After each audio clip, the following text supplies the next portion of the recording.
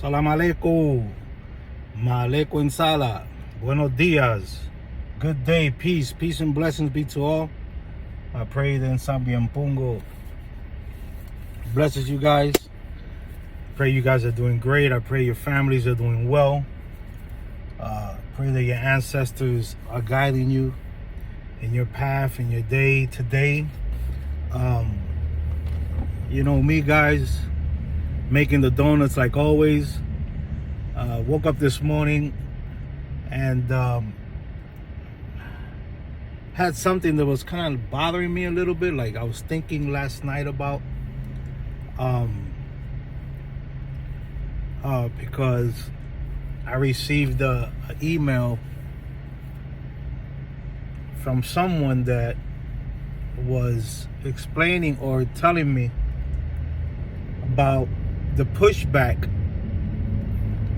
that a lot of the Caucasian people get when they are seeking or looking to get into either Nkisi Malongo or other traditions. But what I think that the person was speaking more was about Nkisi Malongo, Palo, how people call it, how we know it, you know. He also was speaking about when, I don't know if it's a he or she, but they were speaking about that even when they go into botanicas, they get this kind of pushback, you know, like they don't want to give them information or treat them differently. And one way I understand why some might act or be like that, and then in another way I don't.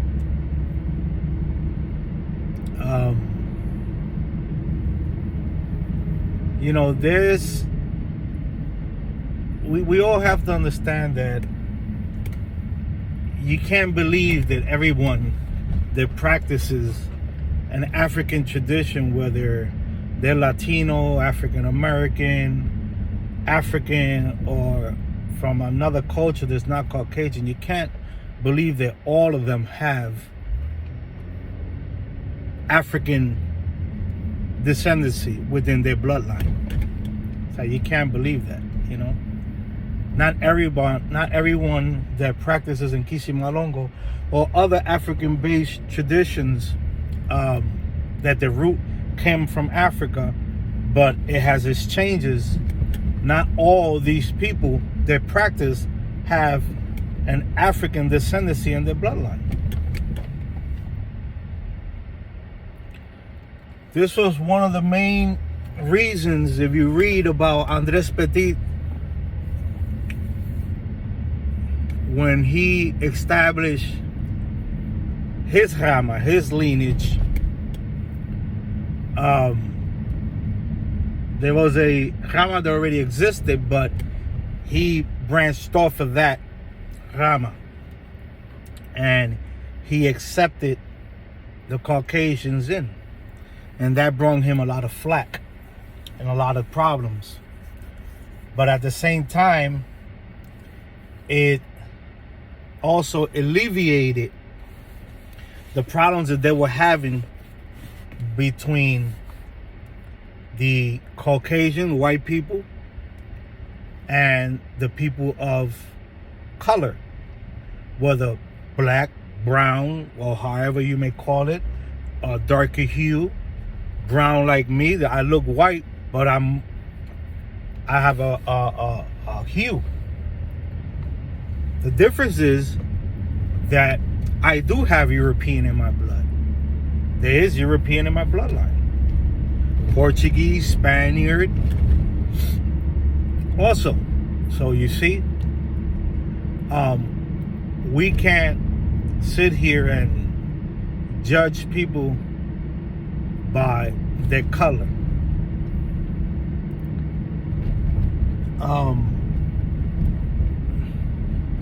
And I understand where a lot of them are coming from, because you have to understand, and if anybody that's Caucasian sees my video, you have to understand that we have a history. Not only do African American have a history, Africans have a history from different parts of Africa. You guys have history. Europeans have history. The Spaniards, all European nations have history, just like we have history. And the majority that practice these type of traditions have a history that involved slavery, meaning that it involved the people that conquered us were of a European descent. So when you have this history that it's ingrained in your heart, the teachings of what your people went through this conquering, then it brings about a little bit of this, I don't want to say hate, but some do hate Caucasian people. But it brings a little bit about like a not so openly trust, a not so openly trust you will have with a Caucasian because of this barrier, because of this understanding in history. Like I always say, at some point or some time, all nations were under some type of slavery.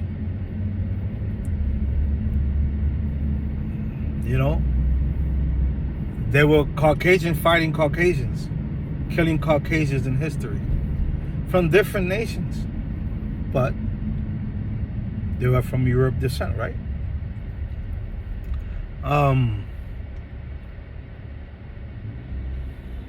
I don't know why we are stuck on this concept and stuck in this way still, 2024, where people are more,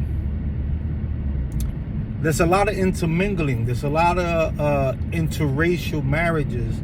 So a lot of things have changed within now and from back then. Things have changed. Yes, racism still exists, hardcore. Even here in Philly, there's still racism, and a lot of other places. But is it our Caucasians are the only racist people? No. Because once we start putting barriers on Caucasian people, we become racist ourselves, or bigot.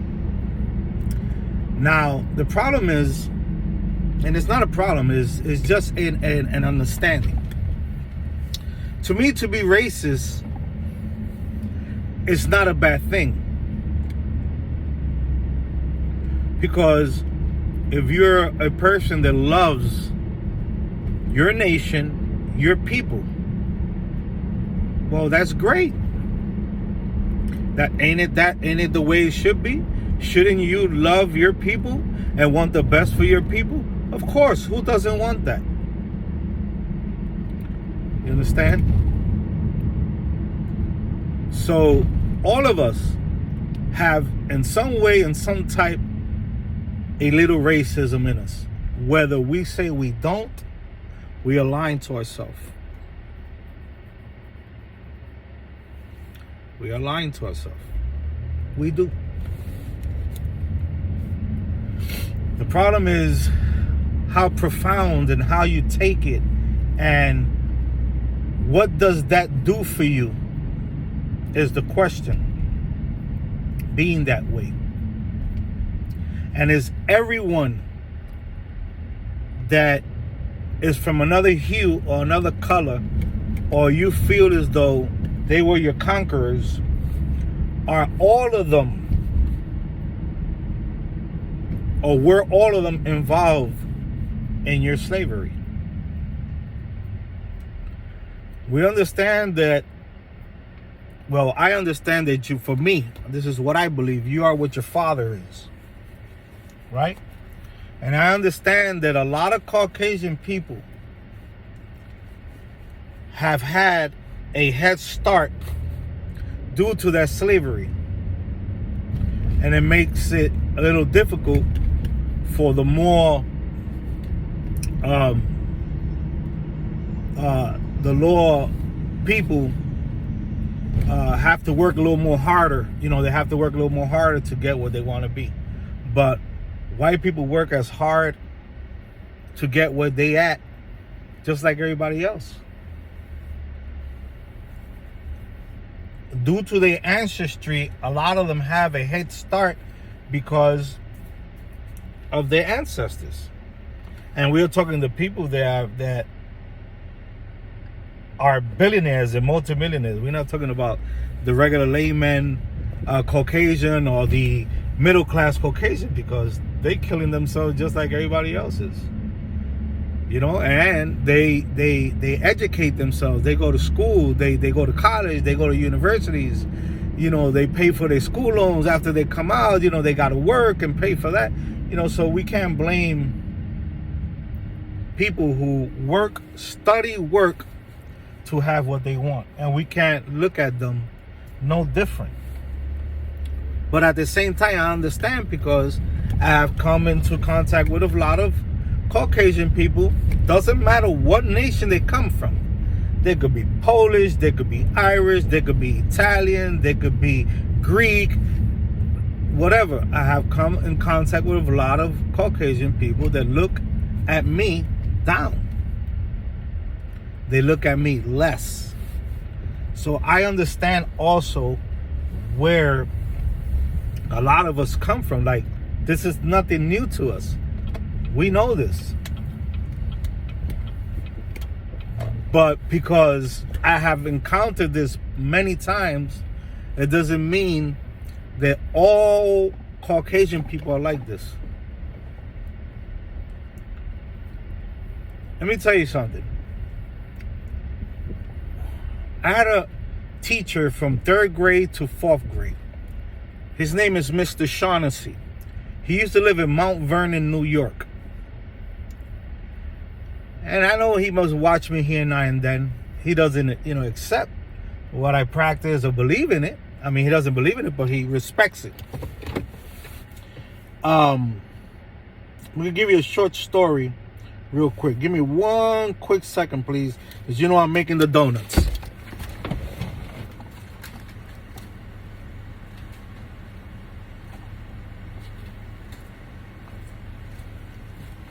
Okay, sorry for cutting, but like I said, I'm working. Mr. Shaughnessy, he had a wife called Miriam. She was a nurse in a hospital in New York, somewhere. I remember it was. I don't know if anybody remembers Orchard Beach in the Bronx. Take the number 44 bus. She used to work close to Orchard Beach in the hospital. Close to these big buildings. There were apartment buildings over there. Anyway. And they lived in Mount Vernon. Her father had a deli. And Mr. Shaughnessy was a teacher. 3rd, 4th grade teacher. He was my teacher for 3rd grade. And he was my teacher in 4th grade. But he also was an artist. He played music. The organ, and he was an artist on drawing and painting. And now he has he even does sculpting, and he has won prizes and things and sold a lot of his sculptures in seminars and museums and stuff. Spoke to him a couple of years ago. I don't know, 5-6 years ago, not that long, a while back.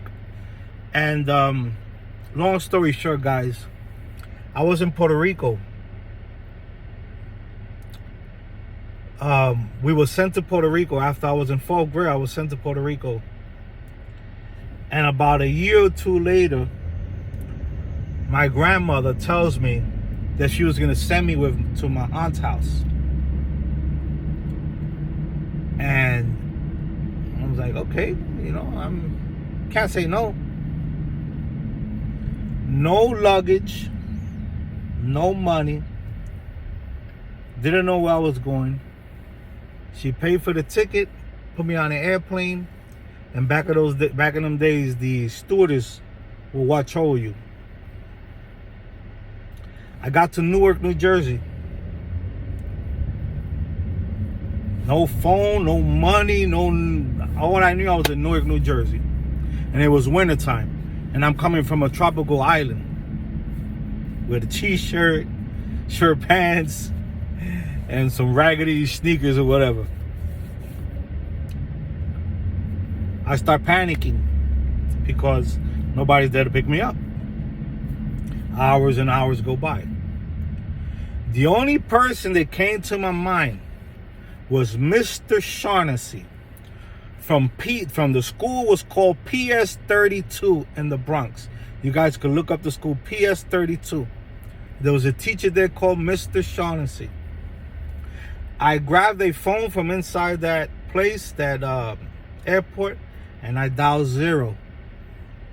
Back in the days, I don't know if it still does it now, the operator would come on. And I made a collect call to Mr. Shaughnessy in Mount Vernon, New Jersey. And I was hoping that he was in that system. Back in the days, there was a yellow book and they had white pages. So, and yes, he was enlisted and the phone rang. It was about 2 o'clock in the morning. He picks up the phone. He accepts the call because he remembers Andy and my last name. And he was shocked to hear me. And I explained to him what happened. And he told me, stay there. I'm going to pick you up. A white man, white woman, wife. Both educated, both had jobs. Lived in a very nice place, Mount Vernon, New Jersey. Came and picked up this Puerto Rican. Took me into their house.